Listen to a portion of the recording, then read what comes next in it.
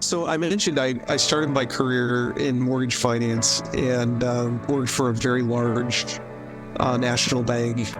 And, at some point in that career, in fact, I remember I lived in Kansas City. I remember sitting at my desk and all of the reasons to do the business weren't feeling very good anymore. Right. I'm going to climb the corporate ladder. I've kind of done that.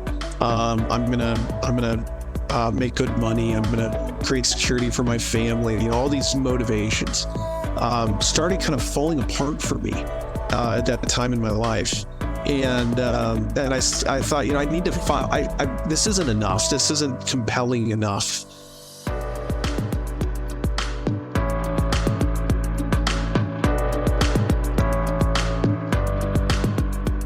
In today's episode, we have the privilege of introducing you to Tony Julianelle. Tony has more than 24 years of executive leadership experience in the real estate industry.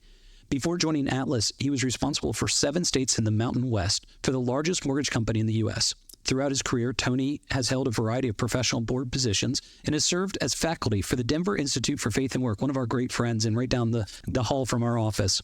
He leads the overall strategy and direction of Atlas while maintaining a relentless commitment to the firm's values and culture. Well, Tony, tell us a little bit more about yourself. Put some meat on those bones of your experience and your family and kind of the work that you're doing and all. Well, I grew up in a small town in Nebraska. So if you're from Nebraska, you always have to mention that you're from Nebraska. It's a thing. And go Huskers. And I went to college in Chicago at Trinity International University and met my amazing wife her freshman year of college and somehow talked her into marrying me. We'll be celebrating 25 years together next May. We have 3 amazing kids. I've got a son who's about to turn 17 in a couple days, a daughter who is 14, and another daughter who's 10. And they are the motivation, the why behind just about everything that I do professionally and personally. I started my career in Chicago right out of college, working for one of the largest lenders in the United States as a loan officer. And my first boss was my first mentor. He actually married my wife, and I had been a pastor previous to being in the mortgage industry. And really helped shape me as a leader and as a husband. And I still think often about the value of being kind of side by side with Rob back in those days. I think about that a lot as we think about like work from home and some of these new dynamics in our marketplace. So spent the lion's share of my career in mortgage finance, residential mortgage finance.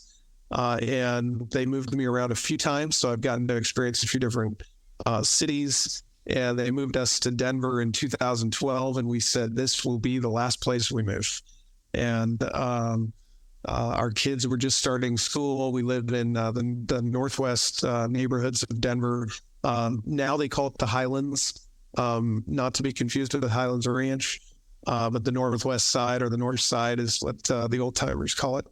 And we love it. We love living in Denver. We love the opportunities it affords us and the life we've been able to create here with our kids. That's great. Would you tell us a little bit also, how did you come to the Lord and what's that journey been like? Yeah. So I grew up in a Christian family. I don't have a dramatic conversion experience story, and I'm grateful for that. My grandmother was an amazing woman who prayed for me every day and just delighted in me. And I still think of her every day. I miss her. And her testimony of faith and the things that she overcame in her life were really powerful. So I'm grateful for that. I often, when I'm asked this question, I often think of a story that Rich Mullins once told. Now I'm dating myself. If you're listening to this, you know who Rich Mullins is. He wrote some amazing songs. And he was asked once, when did you become a Christian? And he said, I was 5 and I sang, "Come into my heart, Lord Jesus." And the interviewer said, "Well, no, I don't think you know what I mean." when did you realize you were a sinner and you needed a savior? And he said, oh, I was 9. And I said the curse word in front of my mother, and she made it clear that I was a sinner and I needed a savior. And they said, no, I don't think you understand. When did you really devote your life to Jesus? When did you commit to him? And he said, oh, I did that every summer at summer camp when I was in high school. And the interviewer is getting frustrated now. They're like, no, you don't really, I don't think you understand what I'm asking. When did you really make the commitment? And he says, I'm in my 40s now. I do it every single day. And I always think of that answer because I feel like that's been my journey over the years. And one thing that you say, I always like to challenge my friends who say didn't have a dramatic conversion experience. And I would challenge you that everybody that comes from death and transfers into life, that is a dramatic conversion story, only done by the work of God. Yeah, that's a great point. And I would just say you got the life that a lot of us parents are trying to provide for our children. It's just beautiful. Yeah. And I just love it. Yeah. So thank you. Well, thank you for telling a little bit about you and your family and coming to know Jesus. It's good to just get to know the heart behind the work. And so I want to hear a little bit about Atlas Real Estate and your work there. The tagline for Atlas Real Estate is uplifting humanity through real estate. And that's not something you see on most real estate kind of company and organizations, their letterhead. And so tell us more about that. Help us understand that, uplifting humanity through real estate. So I mentioned I started my career in mortgage finance and worked for a very large national bank. And, at some point in that career, in fact, I remember I lived in Kansas City. I remember sitting at my desk and all of the reasons to do the business weren't feeling very good anymore. Right. I'm going to climb the corporate ladder. I've kind of done that. I'm going to make good money. I'm going to create security for my family. all these motivations started kind of falling apart for me at that time in my life. And I thought, I need to find, this isn't enough. This isn't compelling enough anymore. And I think the more time you spend reading the Gospels, the more compelling Jesus gets. Like for me, the more time I spend with Jesus, the more compelling Jesus gets. And what was the opposite was happening, right? It's like, man, the more I was in my business and in this career, kind of in the grind, if you will, the less compelling it was getting because it wasn't tied to something bigger. It wasn't tied to a broader purpose of the work that I was doing. And I don't know if your listeners are familiar with an organization called Made to Flourish. But Made to Flourish started out of the church that we attended in Kansas City, and Tom Nelson, who started that, was our pastor at the time. And he did a series at church on the Sunday to Monday. And he talked about how you marry Sunday to Monday. And that set me down this path of discovery of saying, okay, what do I really do? Like I come to work every day and I manage a P&L and I look at interest rate risk and I look at credit risk and all these things. Actually, what we do is we help families have homes. And it's really easy to step back from that and say, okay, what happens for a family when they have a home? Well, a lot happens, right? Around that family's cohesiveness, around the sense of security they feel, the sense of safety that they experience. If they get to own that home, not just rent it, now you're talking about the potential for kids being able to go to college, maybe who couldn't go to college. You're talking about the potential to create some form of financial security that might lead to financial freedom, that might lead to more generosity, right? So I would say that was probably, 15 years ago that I started having those thoughts. Okay, how do I really tie this back to meaning? And then when I transitioned away from that career and joined my two business partners at Atlas, Ryan and Jason, the reason that I chose Atlas as the second half of my career was that I found two people who had been very successful in investing in real estate, had solved the survival problem, kind of checked the survival box through investing in real estate, and were really passionate about human flourishing. and had said, we're going to build a company, not because we want to scale a company, not because we want to have a big exit and a monetization event, but because we want to create a community where people can come and put their effort and their energy and put it towards something meaningful and have a place to thrive. So that's kind of been my journey. And when I joined Atlas just over 5 years ago now, Ryan and Jason and I went away for a weekend and we said, all right, how do we express that? We share this value. How do we express it? And uplifting humanity came out of that discussion in the mountains 5 years ago. And we really debated it because, man, does that sound, grandiose, right? We're going to uplift. We're a property management company. I mean, come on. How do you uplift humanity? Well, for us, it's the humanity that we interact with. And every single day I have collision points with team members in our company and clients that we serve and residents who we serve. And it's like every one of those interactions is an opportunity to uplift someone. And we can do that in the moment, but we can also be really intentional about how we design our business to do that over the long term. And that's kind of how we think about it at Atlas. Good. So, Tony, you've told us a little bit about a story of one of the specific ways that uplifting happens. And that involves taking a renter down a path that gets them out of being a renter, and one specific project that this can happen in. Can you share that story with our listeners, please? Yeah, I'd love to. So at Atlas, we call it the Uplift Cycle. And the cycle is a renter becomes a homeowner. And then that homeowner has the opportunity to become an investor, right? And then that investor needs a renter.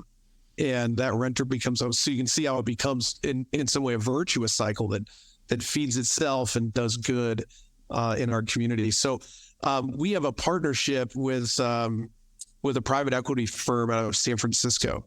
And in that partnership, we own about 1,800 single family homes. And when we set out to do that, we sat down and we said, how do we actually help be a solution more broadly? So we actually believe that rental real estate is a solution. There are people who need access to rental real estate. Affordability gap in the United States is I think, admittedly just out of control. That has everything to do with supply and demand and the fact that we've been underbuilt for over a decade in the United States, and the household formation. Some other things are happening too, kind of structurally, that are really interesting. When you look at the largest birth year in the United States, I think was 1991 or 1992. And that cohort of people are kind of aging out of their apartment phase of life. They want a home. They want a single family home. And we want to provide that for them. But we also want to provide a path toward home ownership. And so we set out and we designed what we call the Uplift program around SFR, single family rental, whereby if a resident lives with us in one of these 1,800 homes that we own and manage, if they live with us for 4 years, and they're a resident in good standing, right? They pay their rent, they take care of the property. At the end of that 4 years, they'll have access to about $18,000, $19,000 of resources that they can use as a down payment on a home of their own. And when they sign that lease with us, we sit down and walk through this program and say, all right, here's how the program works. Here's what it looks like. Here's what you need to do to fulfill your end of it. Here's what we're going to do, which includes some financial coaching along the way, and just kind of staying in touch as they go through that 4 years of residency with us. Now, we haven't seen that come to fruition. We deployed that capital through 2022. So we have a couple of people that are about 2 years in to the program and doing their check-ins and receiving that financial coaching. And we're really excited to see that come to fruition. Our goal is that we're able to kind of tell that story more broadly and get more institutional owners of real estate to think about that as a way for them to really be win-win-win. So one of our core values is good for you, good for me, good for everything at Atlas. So we want to try to find the triple win everywhere we can. And the triple win in this is we get a better resident. If you're an investor in real estate, I'll use terms that will resonate with you. We get a better resident. We get lower costs of turn, meaning the residency is longer. They take better care of the property. and that meets our financial model, right? The resident wins because they're getting this kind of pool of capital they get to use toward a down payment on a home. And I think the community wins as we drive up home ownership everywhere that we get the opportunity to do it. So that's our Uplift program. We're super excited about it, and we want to see it grow. Tony, why do you think that more investors don't want to jump into a program like that? I think the issue might be, Eric, that they don't understand that it's possible.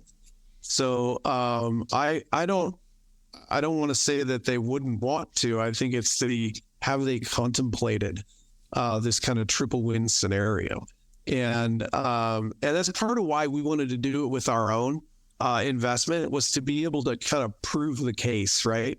So at the end of this deployment period, we'll be able to look back and say, all right, because we made investments in the data side of our business, we'll be able to say, look, here's delinquency. The impact on delinquency was this, and the impact on turn cost was this, and the impact. When we're able to show that data, we think we're going to have a compelling story to take to other investors and say, look, here's how you're going to win on your financial pro forma.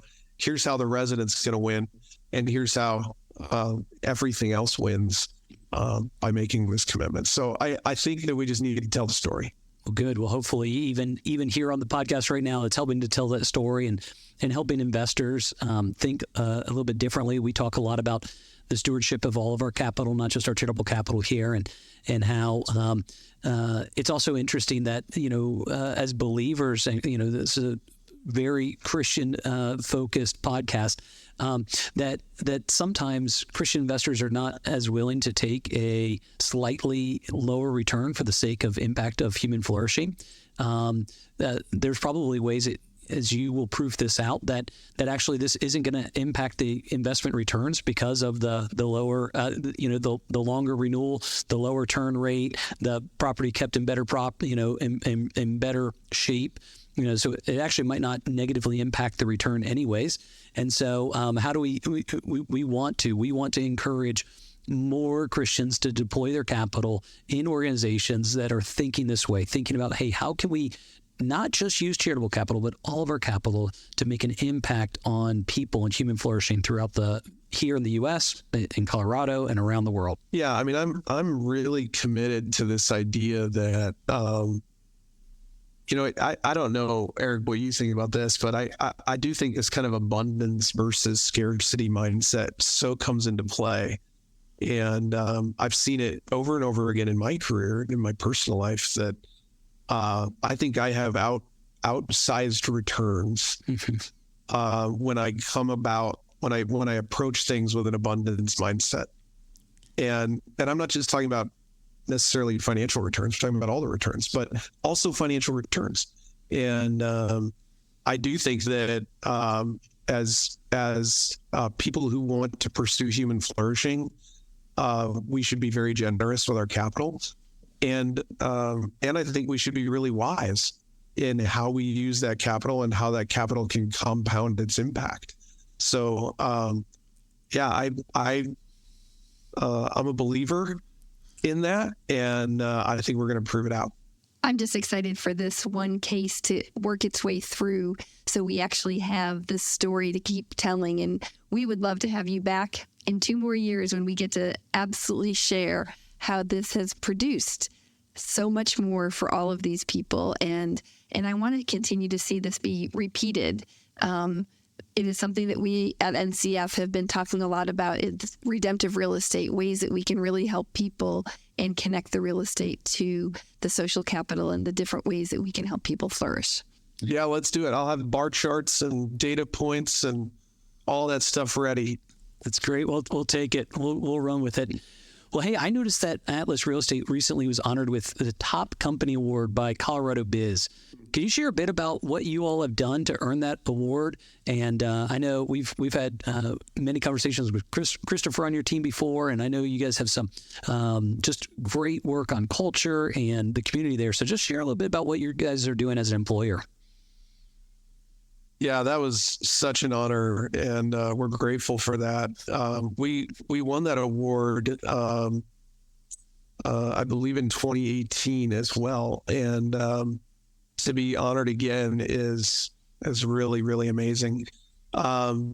And I think we're really excited about that. We've won some Top Place to Work awards, which are, a great reflection on our team and our culture and those investments. To win the Top Company Award is neat because it isn't just, I think you can have a great culture and maybe not have that great a business.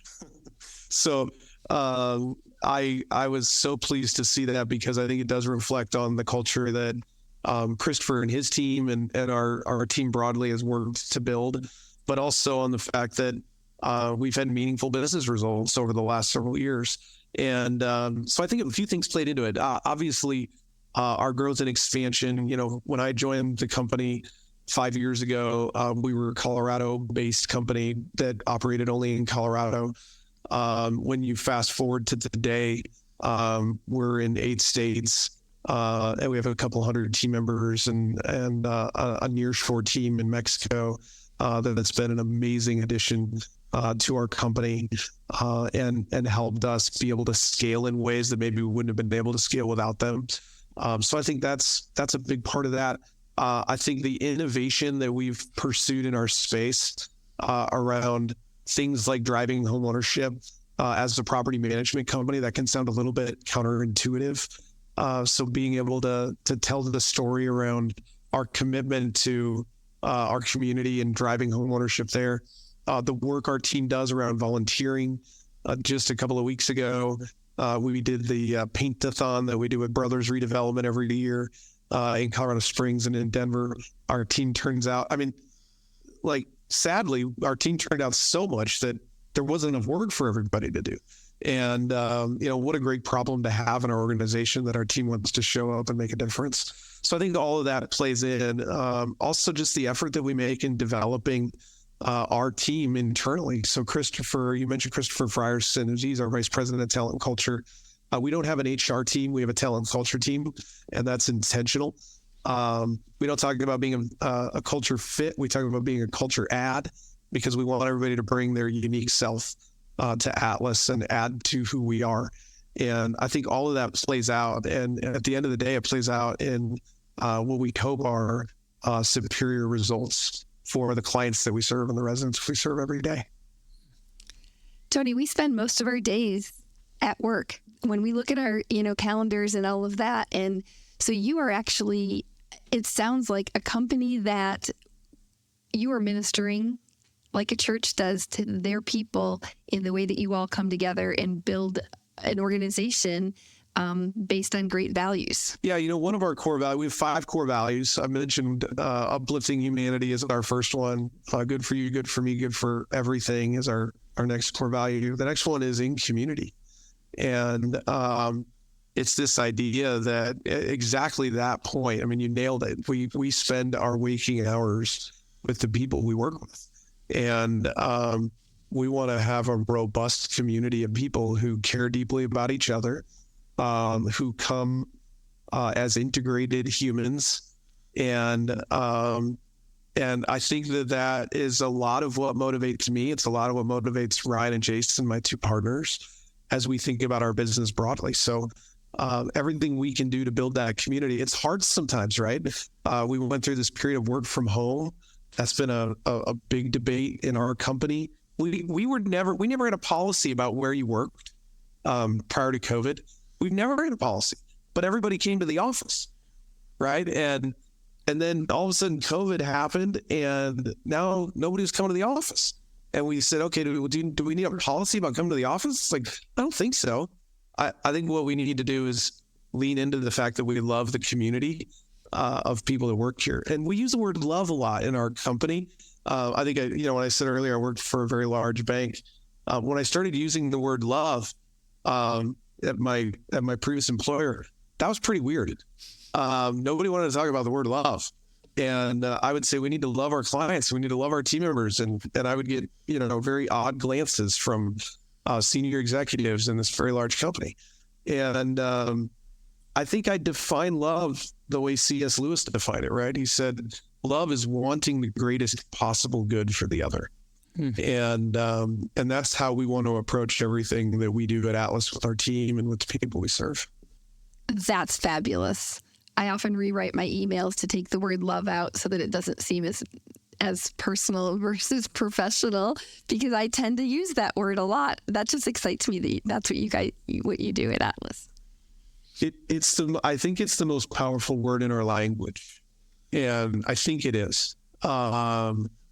And I think we should use it a lot, and we should mean it, right? We should mean it. But I think the more love there is in our organization and for the people that we interact with every day, man, I'd rather be around that. Well, on the Generosity Now podcast, we talk a lot about generosity and whole life stewardship. And just for your sake, we mean by that our stewardship of our life, our labor, our influence, our finances, and our expertise. What would you share a little bit about your own journey as it relates to generosity and stewardship? It's not something I learned growing up. So our kids, we have rules around saving and tithing and all these things with the money that they make. I didn't really grow up with that. And it's funny. I'll give a ton of credit to Tom Nelson and Kevin Harlan and the crew at Made to Flourish and the ways that they helped shape my thinking around this as a young adult. And really seeing all of our resources as an opportunity to promote human flourishing. So I remember we supported this missionary in Bolivia when my wife and I were first married, and we supported them very substantially. And I had this moment where I was fairly convinced that we needed to do more to support our church. And I met with Kevin, and he was so gracious with me. I've benefited so much from the graciousness of people that are 10 or 15 years ahead of me in life and have been kind to me and mentored me in such powerful ways. Kevin was one of them. And I thought I was going to sit down and kind of get, beat over the head a little bit about my lack of tithing. And he was just so gracious with me. And he said, well, if you feel like that's something that you should do, let's talk about what that looks like. And I called this missionary down in Bolivia. His name's Mike. I said, Mike, man, I've got bad news. I have to transition some of this giving, and I want to have a plan to do that. And he says, oh man, I love that. I love that you're thinking about your church. He had challenged me on that a few times. And I'm feeling all the weight of this and my giving and my importance and me and he's like, yeah, well, let me make a few calls and let's work through this over the next several months. And the guy calls me 2 days later and he goes, hey, I've replaced all your giving. And I was like, what? And he's like, oh yeah, no, we're good, buddy. You do your thing, and whatever you can give here, we'd love. And man, that was such a great moment for me of, this wasn't about me.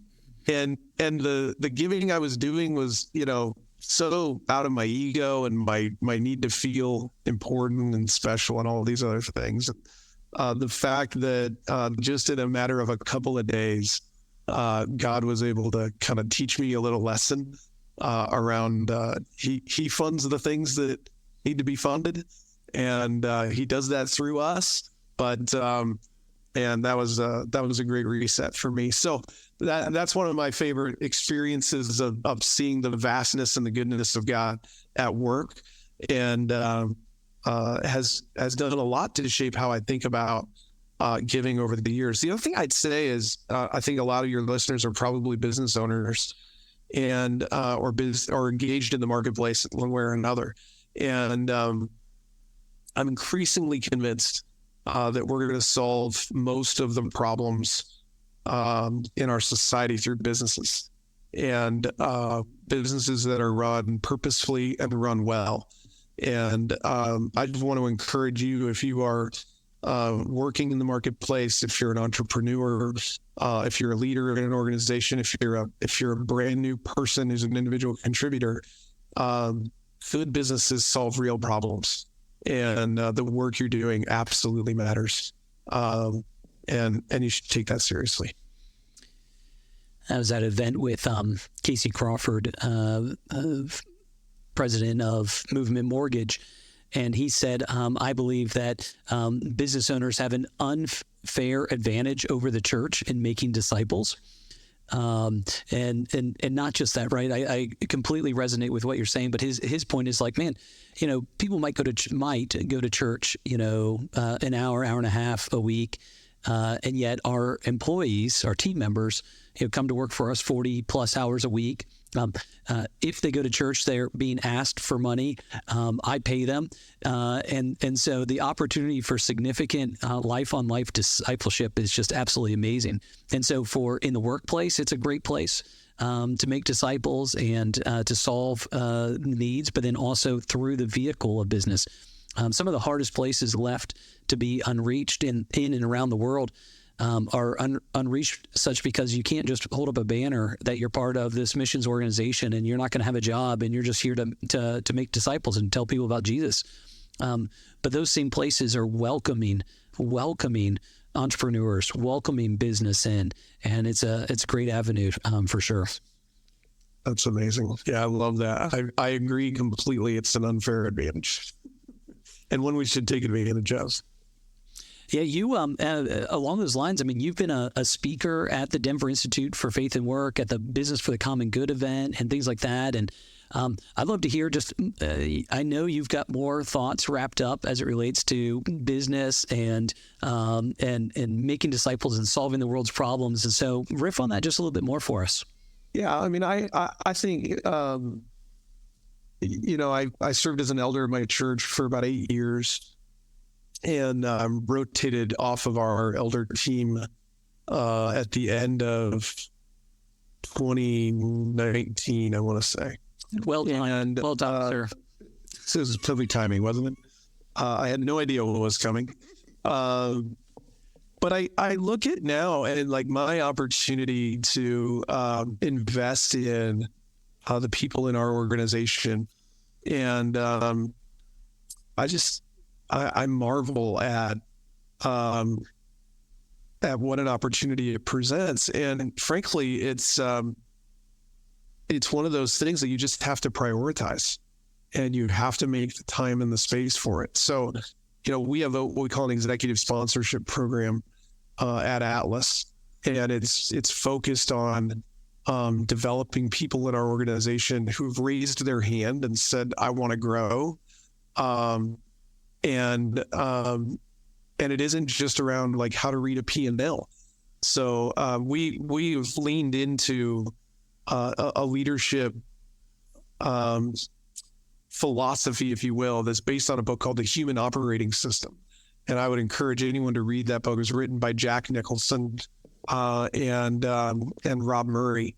And Jack and Rob have played a really important role in my life and in the life of Atlas.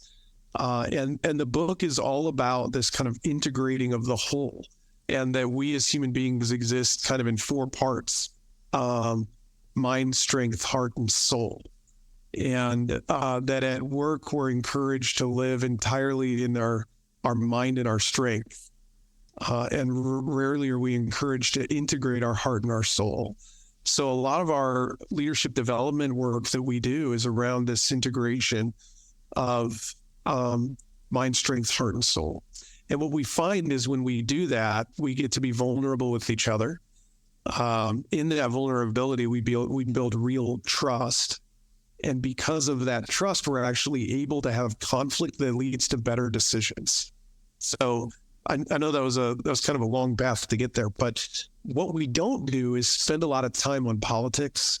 We don't spend a lot of time on positioning and vying for influence or control or manipulation or, the things that happen organizationally. They happen in organizations, they happen in families, they happen in businesses and nonprofits.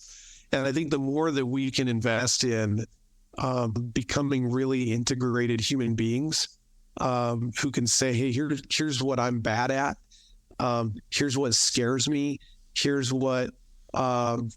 sometimes why I might show up in a way that's more fearful than it should, or more scarcity minded than it should. Here's where that comes from in me. The more my team knows that about me, the more free I am to just be who I am. And I don't have to spend all this energy on all that other stuff. And that allows us to focus on the things we actually want to accomplish. So that's a resource I would promote to anybody. It's been life-changing for me and really formative for our company. I'm really, really excited about that. And I appreciate you sharing that book. It sounds like it's that whole idea of, we all know that we're not perfect as believers. We all know that, we as a body is what makes up the whole of us. We all can't have the same strengths. Depending on each other is what's super important. And I certainly know I have fears and I have weaknesses, and I just want someone to be able to accept me in that space. And it sounds like you guys are living that out without a question in your company. And that just excites me. So, Tony, thanks so much for being on the show today. We will go ahead and link in the show notes to both Made to Flourish and also that book, the Human Operating System. And so we'll find links in the show notes to that. And so we thank you for taking the time being with us today. And on the Generosity Now podcast, we do seek to inspire, equip, and connect our listeners for generous kingdom impact and whole life stewardship. For more information on us, please check us out at ncfgiving.com/Rocky Mountains and generositynow.org. You can also find Tony and his team at realatlas.com. Please go ahead and subscribe to our podcast, leave us a 5-star review, and share it with your network. Please, if you found value in this episode specifically, click and share it with one of your friends. And Lori's going to close us with a benediction today. From 2 Corinthians 9:11, you will be made rich in every way so that you can be generous on every occasion, and through your generosity will result in thanksgiving to God. Amen and amen. Thank you, Tony, for being here. Tony, thanks so much. We appreciate your time. Thank you.